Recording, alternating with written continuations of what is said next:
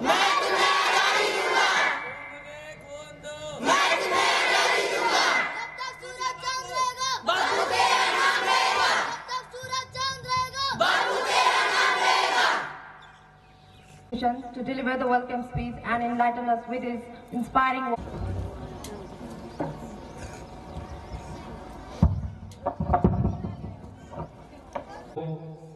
प्रणाम करता हूं।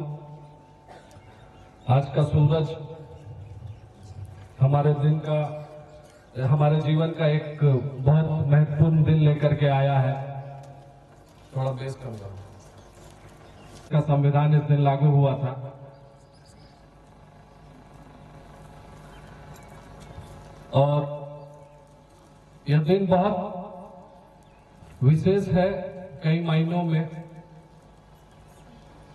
पिछले 3 वर्षों से मैं अपने इस भाषण का शुरुआत करता हूं लता मंगेशकर के द्वारा गाए हुए एक गीत से, ऐ मेरे वतन के लोगों जरा आंख में भर लो पानी। तो इसको किसने लिखा था, इस गीत को किसने लिखा था? मैंने बताया था आप सभी को।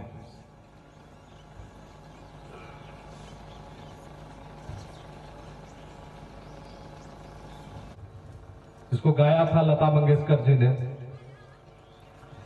तो ये गाना आप लोगों ने सुना होगा, जो ये 2 दिन गाना बजता है, ऐ मेरे वतन के लोगों जरा आंख में भर लो पानी, जो शहीद हुए हैं उनकी जरा याद करो कुर्बानी।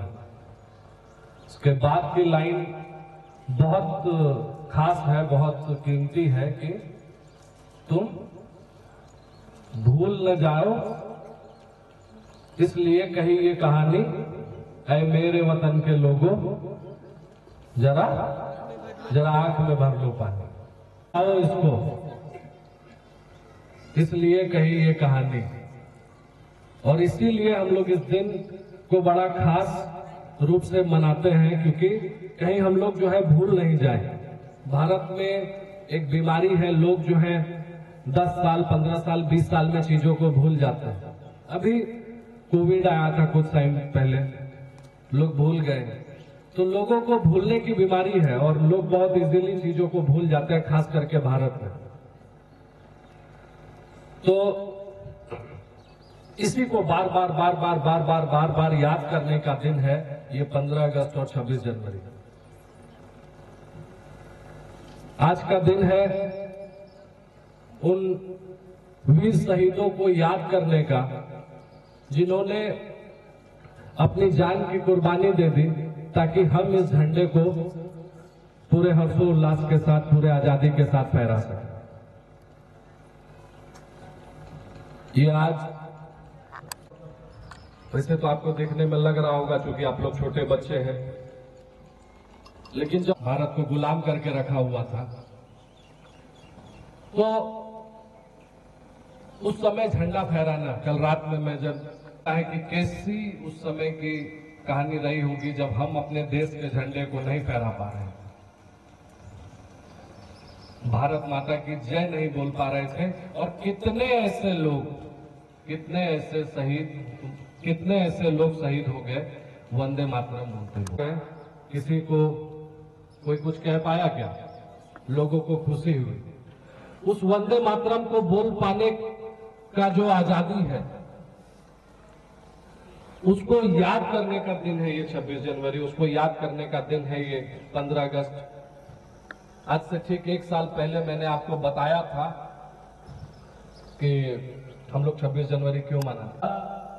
इसमें नहीं लूंगा कि 26 जनवरी क्यों मनाते हैं, अधिकतर लोगों को पता होगा, जिनको नहीं पता है था क्योंकि एक ऐसा भी समय था जब हम लोग इंडिपेंडेंस नहीं मांग रहे थे।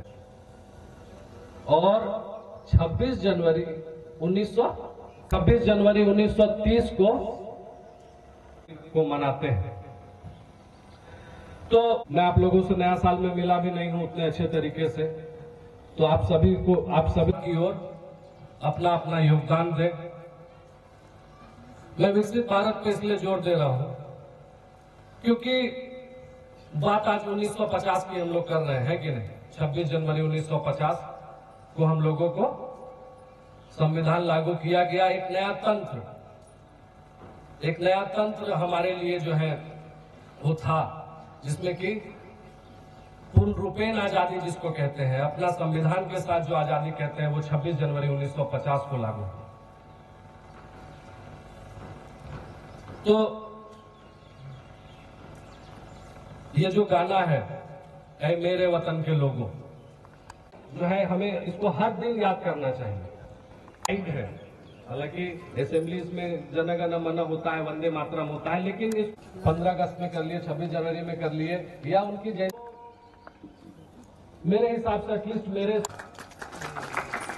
इसलिए कि हम लोग छोड़ करके हम लोगों को लाखों 40 लाख लोग थे जब ब्रिटिश सरकार के लोग आए हुए थे, तो 25,000 लोग आए थे और 40 लाख लोगों को गुलाम बना दिया। कुछ लोग कहते हैं कि भारत की जनता भोली भाली थी इसलिए हो गया, कुछ लोग कहते हैं कि हम लोग आपस में फूट गए, तो कई सारी कारण है। तो इसकी जो सीने पर गोली खाने को आगे बढ़ जाते थे, जो सीने पर गोली खाने को आगे बढ़ जाते थे, भारत माता की जय कहकर फांसी पर चढ़ जाते थे। जिन बेटों ने धरती आजादी के हवन कुंड के लिए अपनी जवानी दे डाली, जिनके कारण यह भारत आजाद दिखाई देता है, अमर तिरंगा उन बेटों की याद दिखाई दे। इस मतलब आपको मैं भी कई सारे उदाहरण दूंगा। आप लोग भगत सिंह का उदाहरण जानते हैं, आप लोग चंद्रशेखर आजाद का उदाहरण जानते हैं, आप लोग सुभाष चंद्र बोस का उदाहरण जानते हैं कि जिन्होंने मैंने आपको पिछले बार एक कविता भी सुनाई थी, जब सुभाष चंद्र बोस ने अपने पूर्ण स्वराज का डिमांड करने लगे। तो ये खून हम में है, आप में है और हम सभी में है, और हम लोग जब चाहे तब क्रांति ला सकते हैं, बस चाहने भर के दें। मैं बार बार अपने हर भाषण में जब भी मैं 15 अगस्त 26 जनवरी को बोलता हूं, मैं लाहौर और कलकत्ता का नाम बहुत लेता हूं। पाकिस्तान में लाहौर है, और विभाजन जो भारत का हुआ, ये भी एक अच्छा घटना था या दुखद घटना था? बताइए। एक दुखद घटना था, क्योंकि उसी कवि प्रदीप के पंक्तियों में लिखा गया था कि जब देश में थी दिवाली, वो खेल रहे थे होली। किस चीज की होली? खून की होली खेल रहे थे। और किसी को मालूम है,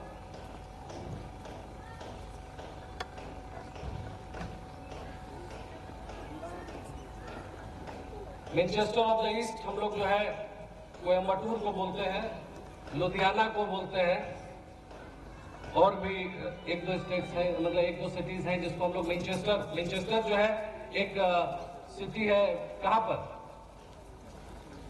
ब्रिटिश मतलब ब्रिटेन में, ठीक है। तो ठीक है, मैं उस पर बाद में आऊंगा। तो 15 अगस्त 1947 हम लोग जब आजाद हुए, कब हुए? 15 अगस्त 1947। ये दिन बहुत खास है। क्यों खास है? क्योंकि लाखों लोगों ने हमारे देश को आजाद करने के लिए अपने आप को कुर्बान कर दिया, और स्वाधीन हुए हम लोग 26 जनवरी 1950 को, जब हमारा अपना तंत्र हमारे लिए लागू हो गया। आपको मैं बताऊं, इंडिया जो है यूनियन ऑफ स्टेट्स है, it is a centrally powered country. जबकि आपको मैं बताऊं, आपको जान करके हैरानी होगी कि इसके लिए अंबेडकर साहब को लड़ना पड़ गया था। लोग इसको फेडरल स्टेट बनाना चाह रहे थे, और इसका इतिहास कितना पुराना है आपको मैं बताऊंगा तो आपके जो है पैर के नीचे से जमीन खिसक जाएगी। चाणक्य का आपने नाम सुना होगा। 300 BC में जब चाणक्य एग्जिस्ट करते थे, तो उस समय अलेक्जेंडर ने इंडिया पर जो है इन्वेस्ट किया था, और चाणक्य ने उसके बाद जो है सेंट्रली ऑपरेटेड गवर्नमेंट की बात की थी, तब की बात कि भारत को सेंट्रली ऑपरेटेड पावर की जरूरत है, ताकि बाहर के लोग अगर इन्वेड करें तो हम लोग उसको एकजुट होकर लड़ सकें। फेडरल मतलब हो गया कि स्टेट से कंट्रोल, ठीक है, स्टेट कंट्रोल करेगा, जैसा जो अमेरिका में सिस्टम है। यूनियन मतलब हो गया सेंट्रली गवर्नमेंट मजबूत रही है, तब हम लोग जो है बहुत अपने आप को विकास, अपने आप को बहुत अच्छा डेवलप कर पाए हैं। हम लोग जो है कई सारी चीजों को हम लोगों ने देखा इसमें। तो 1950 में जब भारत का संविधान लागू हुआ, पहला सिस्टम हमारा वही था, वो पूरा जो कॉन्स्टिट्यूशन था वो हमारा सिस्टम था। इसके बाद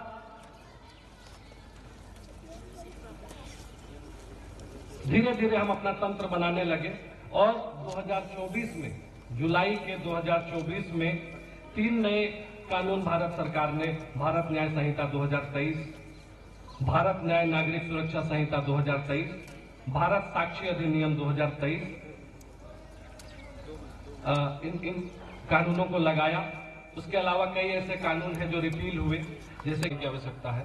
और एक सेंट्रली ऑपरेटेड पुलिस का भी जो कानून है वो एक लाने का जरूरत है, क्योंकि ये भी बहुत ज्यादा फ्लेक्सिबल है अलग अलग स्टेट्स में।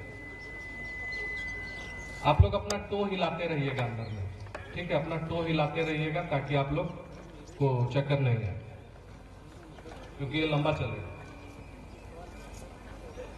इसके अलावा बहुत ऐसे रिफॉर्म्स हुए और बहुत ऐसे रिफॉर्म्स होने बाकी है, लेकिन ठीक है, हम लोग अपने आजाद देश में हैं और कहीं कोई दिक्कत नहीं है। हम लोग धीरे धीरे धीरे धीरे धीरे धीरे इसको, और आप इस भविष्य को और बेहतर बनाएंगे। कल दिन चल करके आप लॉ पढ़ेंगे, कल दिन चल करके आप जो है कई सारी चीजों को पढ़ेंगे और इस देश में अपना अपना योगदान दें। जिस सरकार ने, जिस देश के लोगों ने भारत पर 200 साल राज किया, वो हमसे सलाह मांग रहे हैं। और 2023 में हम लोगों ने ग्रेट ब्रिटेन को इकोनॉमिकली पछाड़ दिया। हम लोगों का जीडीपी आज इंग्लैंड से ज्यादा है। ये है मेरा भारत, और इसीलिए मुझे लगता है कि भारत को एक स्ट्रांग यूनियन गवर्नमेंट की हमेशा आवश्यकता होगी, और जब जब इसमें टूट होगा तब तब हम लोग पिछड़ेंगे। आज हम लोग ब्रिटेन से फिर से इकोनॉमिकली ज्यादा स्ट्रांग है। आज आप इंग्लैंड के टॉप 10 रिचेस्ट को देखेंगे तो उसमें जो है 6 इंडियन ही मिलेंगे, ब्रिटिश के लोग नहीं मिलेंगे। ये हमारी ताकत है।